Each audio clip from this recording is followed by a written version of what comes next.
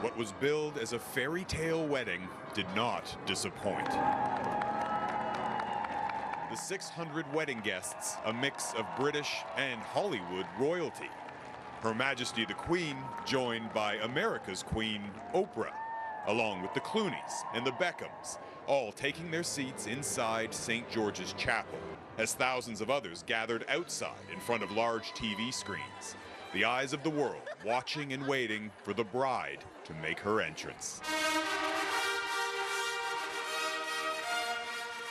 And as she did, it quickly became clear this was unlike any royal wedding they'd seen before. Meghan Markle joined one of the world's oldest institutions by simultaneously breaking with its traditions. In her father's absence, and with her teary-eyed mother looking on, the proud feminist walked herself into the chapel, with no one on her arm, followed closely by her young bridesmaids and page boys, including Canadians John and Brian Mulroney. The 7-year-old grandsons of Canada's former Prime Minister momentarily stole the spotlight by flashing this excited, toothless grin. Their mother is one of Markle's closest friends. The bride was met halfway by the future king and her future father-in-law, Prince Charles, who walked her the rest of the way down the aisle to her waiting prince. Absolutely gorgeous, he says. Harry, I give you this ring. Harry, I give you this ring. Prince Harry also broke with tradition by receiving a wedding band, unusual for men in the monarchy. And instead of a somber sermon, the couple opted for this. Sit down, we gotta get you all married. A rousing address by the church's first black presiding bishop, a nod to Markle's mixed-race heritage. The late Dr. Martin Luther King once said, and I quote, "We must discover the power of love, the redemptive power of love." When the night has come. The 1,000-year-old castle was then filled with a gospel choir's performance of the civil rights anthems, This Little Light of Mine and Stand By Me. As you stand by me. That seemed to have people everywhere singing along. They are husband and wife. But the biggest cheers were reserved for this.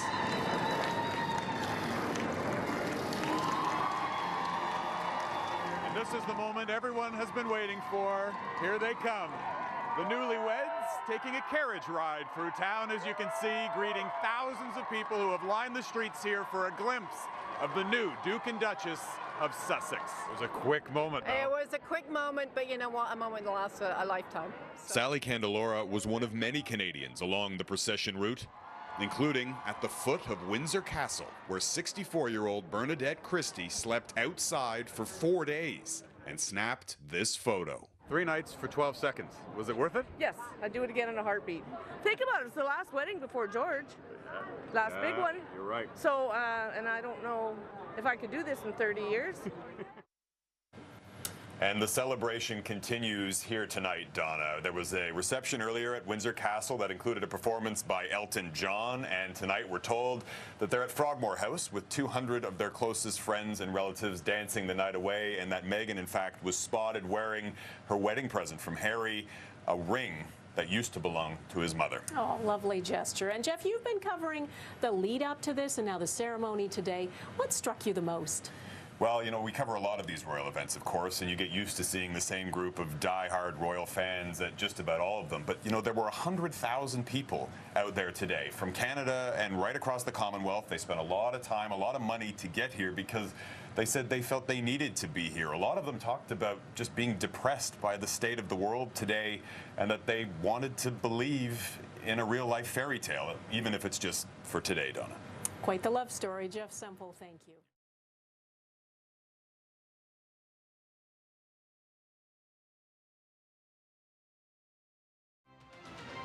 Good evening. Thanks for joining us. The inquiry into that deadly and devastating apartment fire in London last June got underway today.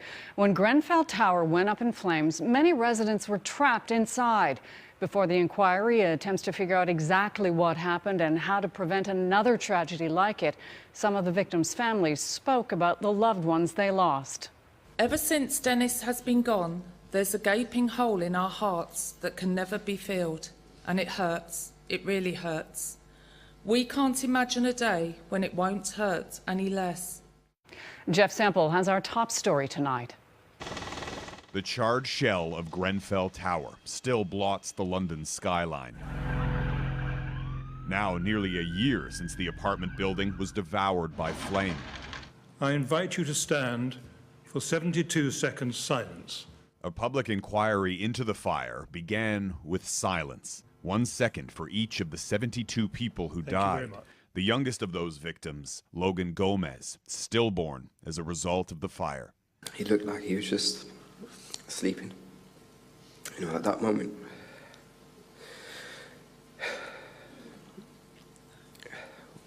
we felt like our hearts had broken. The family showed Logan's ultrasound and described how his nursery had already been decorated with a poster reading, "Twinkle, twinkle, little star, do you know how loved you are?"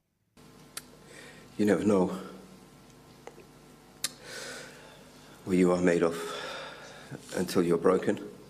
My wife, she's made of the hardest material I know.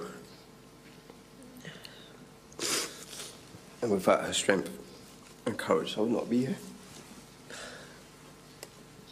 The inquiry is tasked with investigating the many questions surrounding the UK's deadliest fire since the Second World War. The social housing building in one of London's wealthiest neighborhoods has become a symbol of the UK's class divide, after investigators revealed that the fire spread due to cheap combustible cladding, which was added in part to make the building look nicer. It should never have happened. But before the inquiry begins to tackle those questions, it will first hear from the victims. The family of Mohammed Nida played a heart-wrenching audio recording of a voicemail he left, speaking Dari, moments before he died.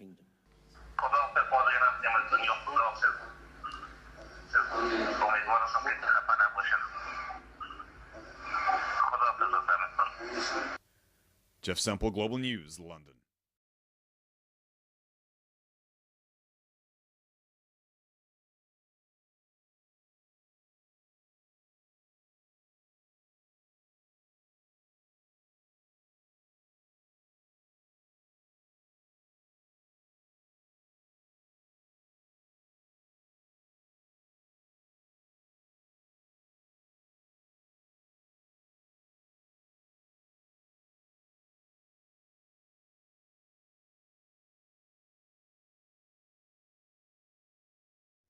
There are reports this morning about possible traces of the Malaysia Airlines jet that disappeared 2 years ago.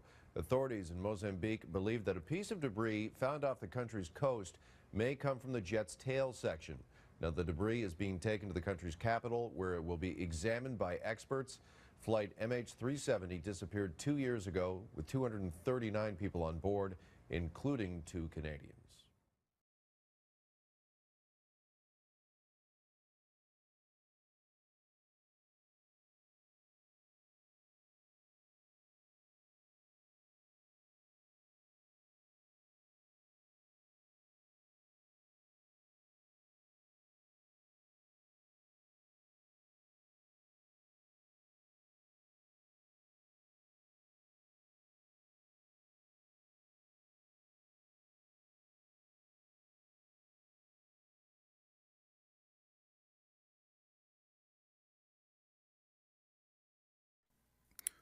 Online RV TV presents Our Stories, Our Journey.